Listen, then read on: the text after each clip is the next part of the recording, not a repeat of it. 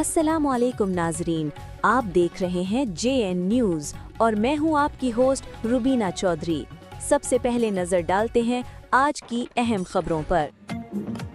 लाला मूसा खबर शामिल करते हैं हमारे नुमाइंदे नासिर महमूद। नासिर की रिपोर्ट के मुताबिक पुलिस लाइसेंस लाइंस गुजरात में कमांडिस्टिक हवालगी के प्रोवकार तकरीब मुनक़िद।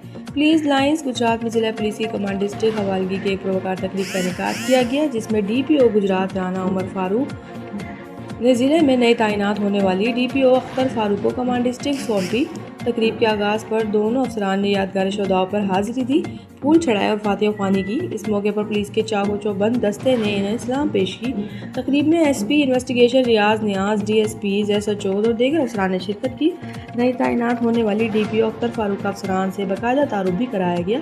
इस मौके पर SP इन्वेस्टिगेशन ने गुजरात पुलिस की जानिब से DPO राना उमर फारूक को यादगारी शील्ड पेश की और ज़िला में इनकी गिरा कदर खिदमात को ज़बरदस्त अल्फाज में खराज तहसीन पेश किया। अपने खिताब में DPO राना उमर फारूक का कहना था कि ट्रांसफ़र और पोस्टिंग सर्विस का हिस्सा है, जबकि गुजरात पुलिस के कमान करना इनके लिए एजाज़ और फ़ख्र है जो इन्हें हमेशा याद रहेगा।